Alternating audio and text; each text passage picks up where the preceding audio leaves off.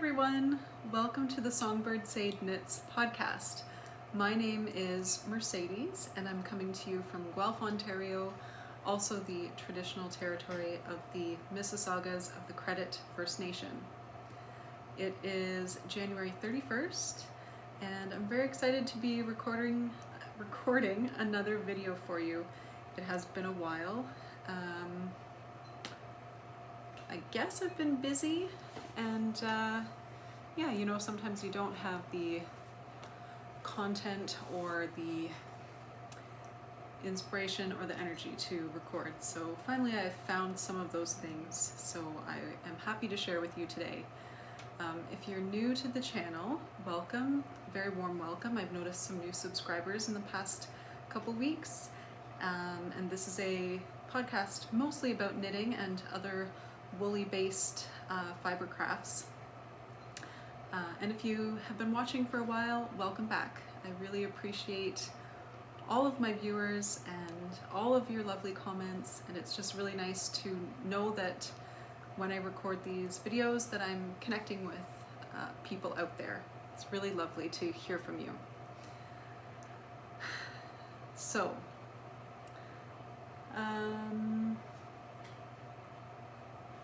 it's a lovely day today, very sunny. It's been sunny for the past, pretty much all of January has been very sunny and very welcome. It's been very cold here though in Ontario, all over Ontario. Where I am in southern Ontario in Guelph, we get a little bit milder winters than a little further north of here, but it's still been very cold. Lots of days where it's been negative 20 degrees Celsius, kind of like the middle temperature. At night often much lower than that, and then in the daytime many days have been a high of, you know, negative 18, that kind of thing. So it can be challenging to dress appropriately for the cold, but if you do, I find it's not that bad. And with the cold typically comes bright sunny days, which I find we need at this time of year. So I can kind of handle the cold as long as it's really sunny outside. And today's a bit milder actually, about -5, -2, so it almost feels like spring by comparison. So I don't have that much to show you today, but I have been knitting and crocheting a little bit, so, and also doing some visible mending. So I thought I'd share those little projects with you and just check in and say hi, and yeah. So what I'm wearing today, I don't think I've worn this before on the channel. This is the Carbeth design by Davies, and I knit it probably a year and a half ago or so, and I knit it in Topsy Farms Aran weight wool, and Topsy Farms is in Ontario. It's outside of Kingston, and I've ordered quite a lot of yarn from them. I really like their I guess I like their branding. They really seem to be eco-minded folks, and they use a Canadian mill, of course, to spin up their wool into yarn, and they have lovely colors, and they always send you a really cute postcard with a beautiful photo of some of their sheep or lambs on it, so I really like getting those. And they do have lovely yarn, very rustic, but that's what I like, and very durable yarn. And I've knit with their worsted, their Aran, and their fine single ply. Their single ply is excellent if you are looking for a single ply. It's very durable and it is not over twisted. I'm currently working on a project, I think I showed you that in the last episode, where I'm holding the single ply with a mohair, and I'm finding it to have no problematic biasing as a result of the single ply twist in that fabric, so I'm very pleased with that. And so this is knit in the Aran Weight in their heathered pink colorway, which is kind of a salmony pink, so kind of softer, not as vibrant, which suits me very well. And what can I say? It is very heavy. I will say that. The thicker yarns that they have tend to be very heavy. This is not a lightweight sweater, even though it's cropped. So I get a ton of wear out of this in the winter months. But beyond the winter, it's just not possible to wear this sweater because it's too heavy, too thick. So as for the design itself, you can see that it's cropped. It's sort of, I'm wearing a high-waisted skirt right now, and it hits just below that waistline, and it's wide too, so you could wear it over a blousey dress if you wanted to. The back is exactly the same as the front. There's no short row shaping to raise the back of the neckline. And if I recall correctly, the front has the same amount of stitches as the back. So really when you finish it, you could wear it either side. But I tend to, with garments like that, for example, many lopa pezas are designed that way.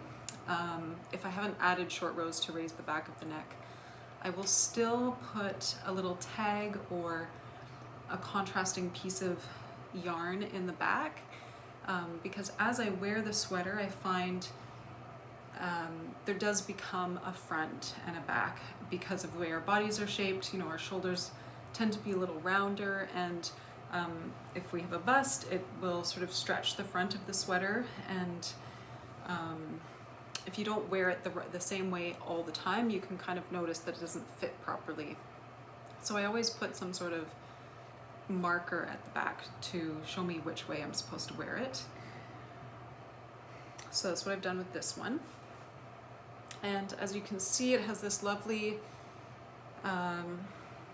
design here, kind of like a raglan, but not quite. Very unique to this sweater pattern. Creates a very flattering silhouette, I think. And long sleeves, you could of course do any length you want, and I did mine long enough to be able to roll the cuff. And then I think in the pattern there are two options for the neckline. You can do, as I've done, just kind of a crew neck, or you can extend the ribbing upwards and have a folded over mock neck or turtleneck sort of look. And I would love to knit this sweater again because I really enjoyed knitting it and I love wearing it, and I would do one with that neckline just to have a bit of a couple different pieces in my wardrobe. Other than that, yeah, all I can say is if you haven't knit this sweater already and you're curious about it, I would say go for it. It's a quick knit, it's not a difficult knit, it is interesting and engaging, and overall you end up with a garment that is very easy to wear with lots of things. And the original version is cropped, but many people don't do a cropped version. It's very easy to just make it longer if you want. You can knit straight down, and then you'll just sort of end up with an oversized, a little bit of a bell-shaped sweater. So that's the Carbeth by Kate Davies.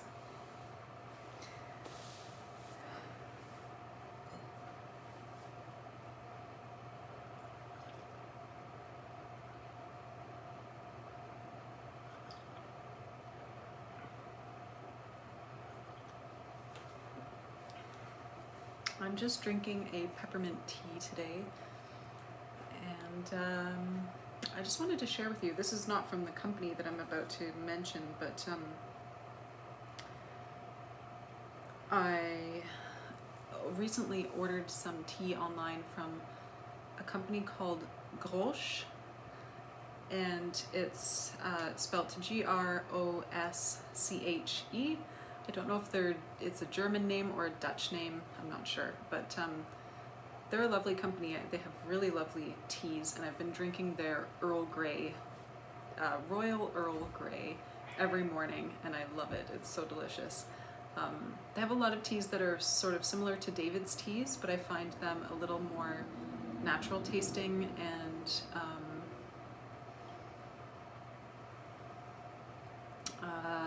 more focused on the actual variety of tea, like the tea leaves, as opposed to flavors added. So I'm really enjoying what I've purchased from them so far. If you're interested in trying different tea and you haven't heard of them, I would look them up.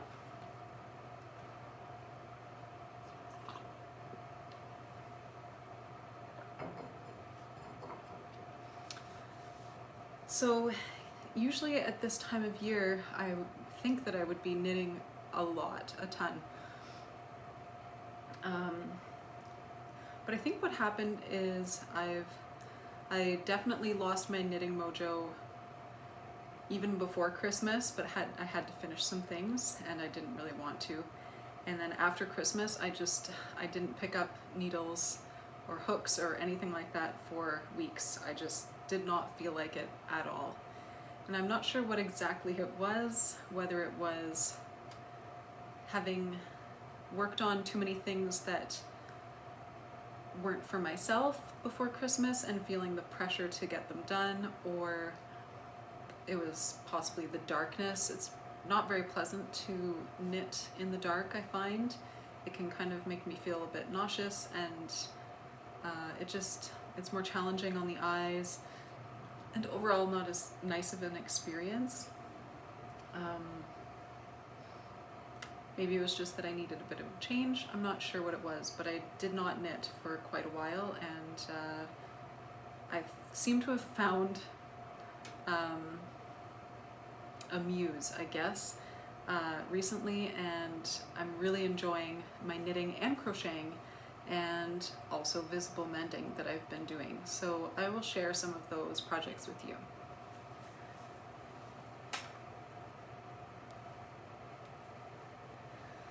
So I've been knitting things for babies, and I must say, if you find that you've also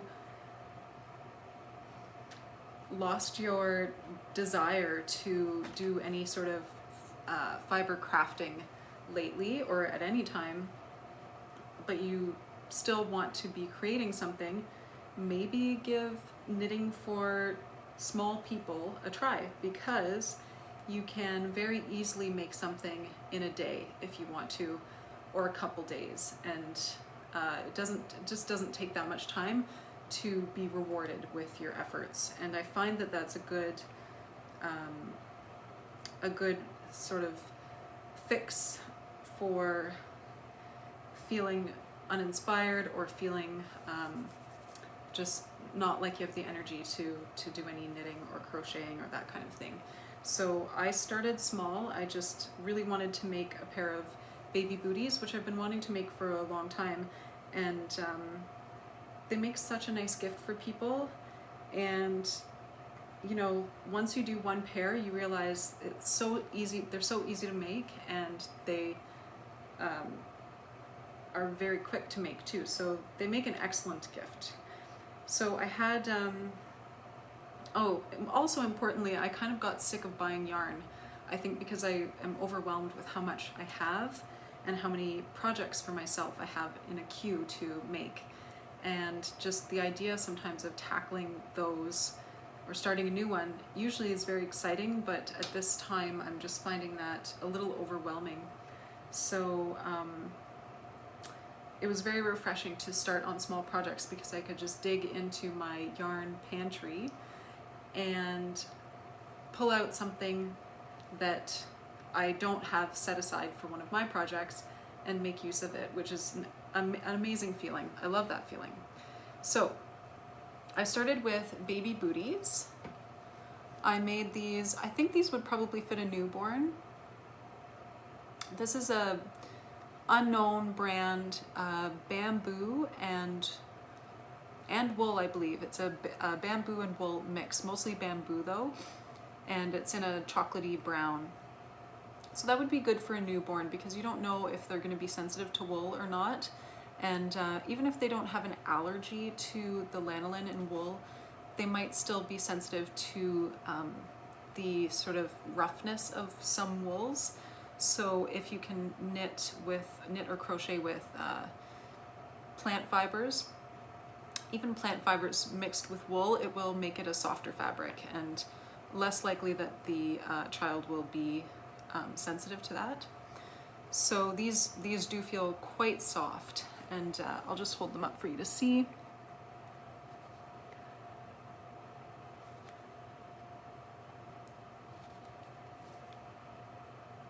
So these are crocheted, and what's so wonderful about crochet patterns, especially for like toys or household items or babies or children, is that you can find a lot of free tutorials on YouTube because it doesn't take that long to actually make them. So I think it's a lot easier for people to share the process and to make tutorials. And so, you know, you can dig into your stash and find a yarn that is perfect for a project, and then you can find the project for free on YouTube and make something in a day. It's really great.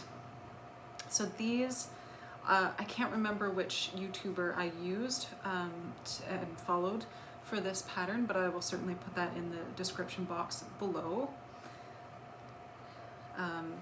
Those are just a small pair there, and then I also made another pair, a slightly different pattern, and these are larger. This is made with Elephas Lopi, which I always have lots of leftovers from all of my projects, so it's a great way to use it up. Now, Elephas Lopi can be a little scratchy for some people, adults as well as children, so I plan on lining these with I have some extra fabric.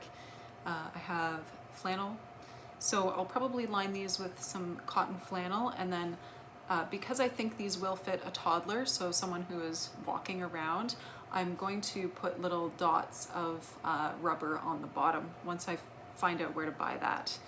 And yeah, they should make excellent house slippers for a toddler.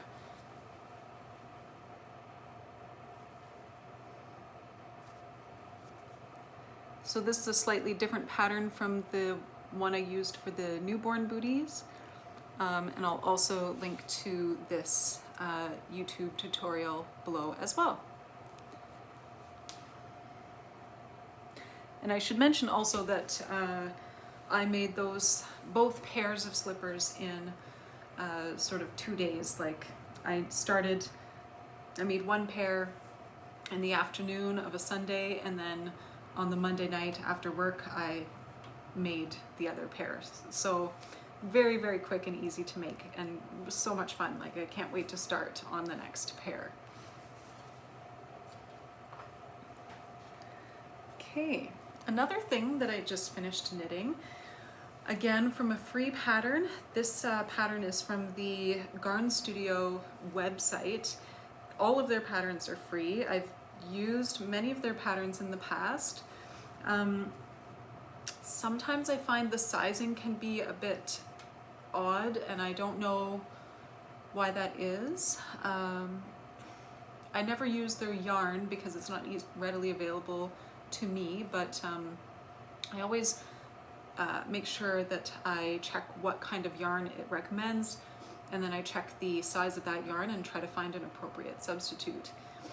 So it's possible that maybe their sizing or grading for their yarn is just slightly different, or because I'm unfamiliar with their yarn, you know, maybe the texture is different, maybe it's loftier or tighter than what I'm using, and that can sort of affect your gauge as well.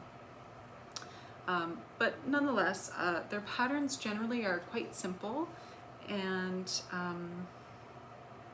they have hundreds of patterns to choose from. And yeah, for the most part, I've had some problems with sizing, but I've found it very easy to fix. So what I made recently was this pair of toddler pants, I guess. I don't know what size this will fit. It could fit an older baby, perhaps before a year old, because you can easily roll down the top to sort of any length that you want, and you can roll up the cuffs similarly as much as you would need to. So it could fit a small child, and I think though, just sort of looking at them like this, I think that it might fit a 1 to 2 year old, and maybe not past that age, but maybe, I don't really know. So I guess I'll find out. And for this, I have lots of this black, I think this is a Cascade yarn, worsted weight, and I bought this ages ago for a crochet blanket project that I actually got exasperated with and abandoned. I instead turned it into a very small cat blanket and didn't end up using the black as much as I had thought I would. So I have lots of that left over, and I think it might be superwash. So for a child, that's not a bad yarn to use because it probably will not feel itchy, and if this is going to be washed a lot in a machine, for example, it will resist shrinking. So that could be really helpful. And this yarn here, this sort of tealy blue, I guess, is also a Cascade yarn. This one is not superwash, but it still feels very soft. I find Cascade yarns, their non-superwash yarns, are still very soft to the touch and not itchy at all. And so also a good option if you're thinking of knitting for a child and you want to see if wool will be appropriate for them, because wool is a wonderful fabric. It's so warm and breathable and also self-cleansing. It's a great practical fabric for kids as long as they're not sensitive to it. You could try Cascade yarn and see if they're comfortable wearing that.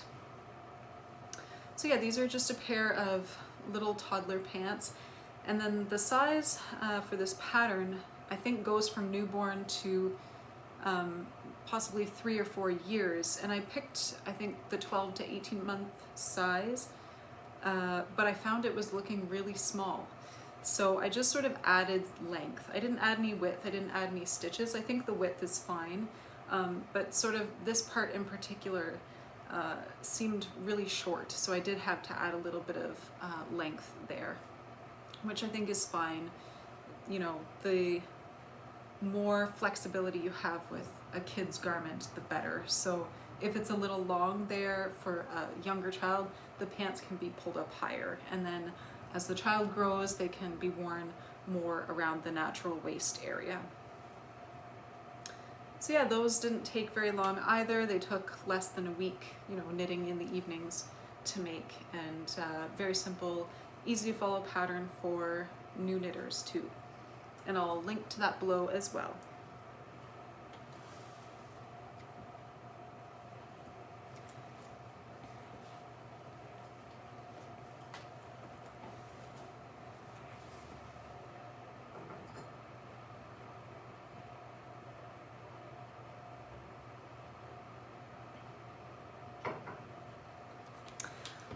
One very fun thing that I've been crocheting, which is a finished project, is this adorable mouse. So it is a stuffed crocheted toy with a tail and legs. There's a little bit of stuffing in the ends of the paws here. The tail isn't stuffed, the ears are not stuffed, but the body is stuffed.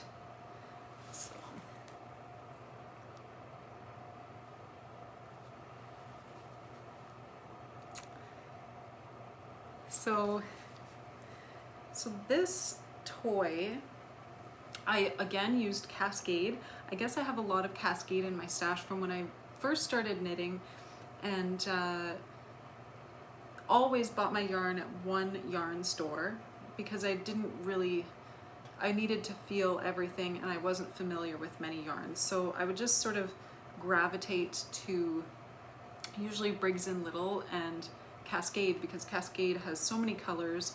They have different yarn bases as well, and their yarn is nice to work with. So I do have lots of sort of remnants of Cascade in my stash from those earlier projects. And this yarn though, this walnut colored yarn, used to be purple, and I dyed this yarn in the summer with black walnuts from my neighborhood, and it turned out to be this really beautiful brown color, sort of a medium taupey brown almost. I guess the taupe might be as a result of the purple underneath. And so it made the yarn, for me, much more usable. So out of what was left of that skein, I was able to make this entire mouse body, and I have a little bit left. And then for the highlights for the tail and the nose, I used Let Lopi, and I just used a little bit of Aelfos Lopi for the eyes that I had left over. So this is an entire crocheted mouse, and the pattern for that comes from this lovely book, Edward's Menagerie, the new collection. This is by Carrie Lord, who runs the business Toft in the UK. They produce yarns, mostly merino yarns, and but they also publish these amazing books with very, very easy to follow patterns, ranging from total beginner to more advanced crocheters. And I bought this because I really enjoy making crocheted toys. I've made quite a few before, again using tutorials on YouTube. But this book is so beautiful. The patterns are beautiful, the animals are really great, and I do think that they make excellent toys because they have a combination of stuffy bodies with these sort of floppy limbs, which I think is appealing to kids. So I think it's totally worthwhile purchasing the book because there's so many patterns in it, so many animals. I'll just show you some pictures of some of the animals. I'll show you first this mouse that I made.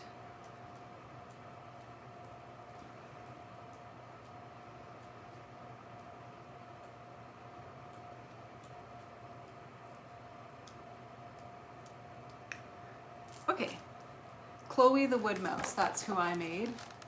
And that is Chloe there.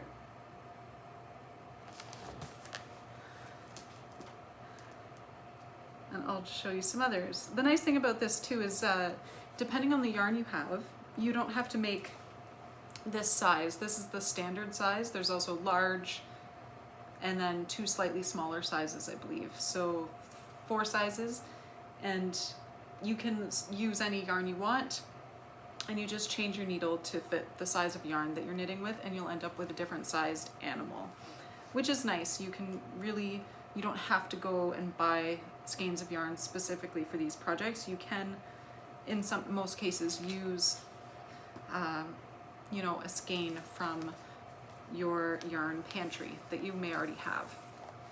Here's a moose. I would love to make that one.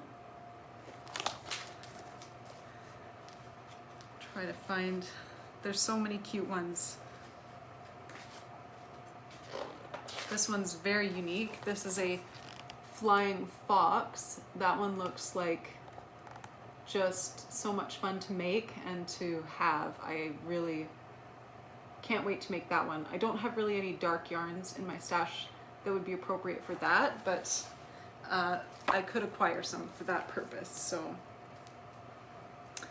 yeah, that probably took me, I would say, maybe a week and a half to crochet, crocheting only on the evenings and a bit on the weekend. It is a bit, it's still pretty quick to make, but there's more sort of steps involved, so it doesn't go by as quickly as, say, one garment or whatever, because you have to do each piece individually. But the nice thing about that is that you can do one piece a day if you want, and you get this sense of accomplishment because you're sort of going through the pattern step by step, and then you can put it all together at the end, or you can put it together in bits and pieces too. That's sort of what I did, because I like to see how it's coming along, and I like to see the sort of character of the animal coming together. So, and here's a tip also, if you're making these and wondering where to get the stuffing. I think you can probably get them at any fabric store, of course. However, what I do for the stuffing is any old pillows that if I've, you know, have an old pillow that isn't comfortable anymore, that kind of thing, and or a pillow that's just done, it's just not usable anymore, I will wash it in the washing machine and then take out all the stuffing and save that. So I have a couple bags of stuffing just from old pillows that were not usable anymore as a pillow, and that's what I use to stuff all of my crocheted animals that I make. So that's just a good tip out there if you're interested in saving some money, or you know, reusing things that would otherwise go to the landfill. And so this is Walnut the mouse.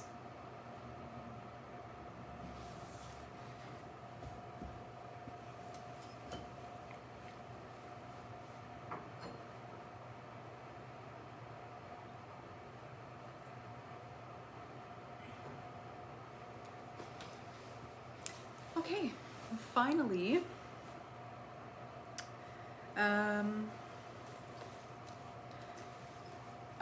I've been getting clothing at the thrift store, and finding ways to either add personal touches and character, or to hide stains or, you know, slight blemishes in the clothing. Some kids' clothing is otherwise fine, but there's, you know, paint on it or ink from a marker or something like that, and that just does not come out with a stain remover bar. So you can either consider that garbage, or you can try to hide those imperfections with other things. So, for example, I got these super cute overalls, and they had a little, they had a patch on it that was sort of a branding patch and had some sort of saying on it, which is not my thing. So I took the patch off, and I wanted to add instead something of interest. So I crocheted a little oak leaf applique. That might be best for you to see. It's hard to see because it's getting dark now outside. This is green woolen yarn that I used from my stash, and I've done this a lot for adult garments as well. I even have given them as gifts to people, you know, just something small, and then they can sew it on to whatever they want to sew it onto. It's just a really fun way to add a little bit of interest or personality or character to your wardrobe. And again, these little crochet appliques, you can find tutorials online on YouTube.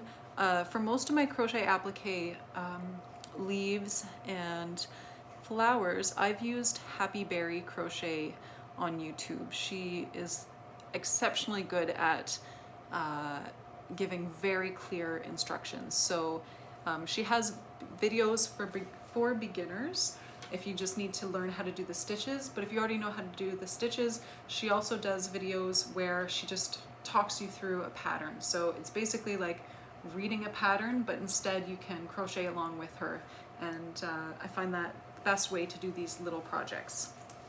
So that's just a little applique oak leaf.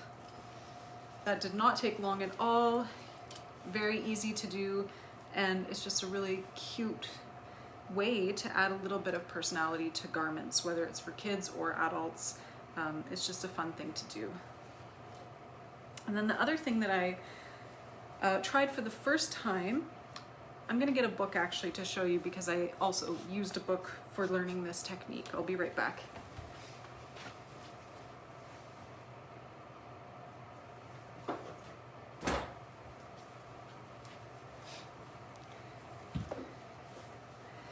So I found this really nice cotton Gansey style kid sweater, which was in, you know, perfect condition and is a really nice, good quality sweater, very attractive, traditional style clothing, which I love, but it had stains on it, and they were ink and paint stains.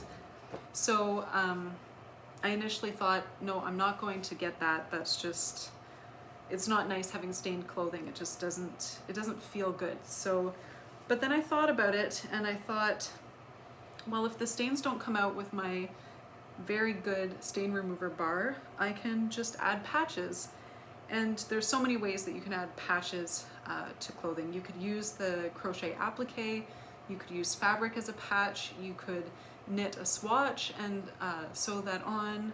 And then there's all sorts of sewing techniques, of course, that you could use to hide either an actual hole or stains on clothing. There's so many things you can do. I picked pretty much one of the simplest visible mending techniques that you can use for knitting, for knitted fabric. So I used duplicate stitch, which many knitters will already be familiar with. I, however, had never tried it before. And all I did was did duplicate stitch in triangle pattern. You can do any pattern you want, sort of following the grid of the knit stitches. And I just found the triangles to be the simplest. And yeah, again, using little bits of yarn that I had left over. I save all bits of yarn because you can find a use for any length of yarn. And yeah, I just did some duplicate stitch on this sweater. And the instructions I followed come from this book, Visible Mending by Arauna Kunoraj. I don't know how to pronounce her last name, sorry about that. She's the owner of Buku in Toronto. She makes a lot of beautiful things. She makes bags, she makes printed fabrics, she makes punch needle art pieces, punch needle purses, stools, all sorts of things. And yeah, she's just an amazing maker in general. And then she also she's so generous, she puts lots of tutorials on Instagram as well, so you can sort of see how she does things, which is awesome.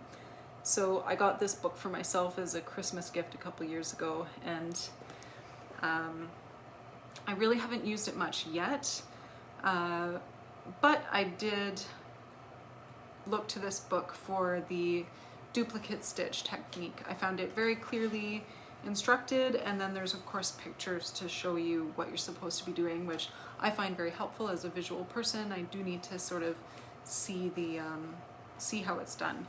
So I imagine I'll be looking to that book again and again in the future for other techniques for mending clothing.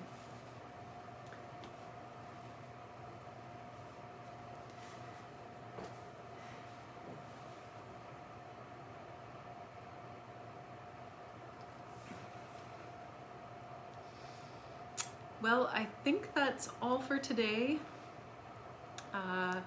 A little short episode for you to just hopefully inspire you to try something new, inspire you to just pick up a little project and try to get your knitting mojo back if you've lost it like I had, and just a little video to say hi. So yeah, thank you for watching. And if you'd like to follow me elsewhere, I'm on Instagram as Songbird Sade, and I post occasionally, and I usually do post and share some of the things that I'm working on. Sorry about that, my video cut out there. As I was saying, I'm also on Ravelry as Songbird Sade Knits, and I haven't posted on there recently, but if you are interested in seeing what sort of projects I've worked on in the past, I have posted most of my projects there. So you can follow me there as well if you would like. And hopefully I will be back again in the not too distant future with another episode for you, possibly with a little more knitting content, because I do still have lots of works in progress, just not much progress since I last saw you to show. So yes, hopefully there will be more progress to show you in the very near future. In the meantime, I hope that you are enjoying the weather wherever you are, enjoying the season, and just finding ways every day, little ways to enjoy life. And if that includes crafting, then I hope you are enjoying your crafting. And if you feel inclined, you can also share with us in the comments below what you're working on. So thanks again for watching, and take care, and I will see you next time. Bye!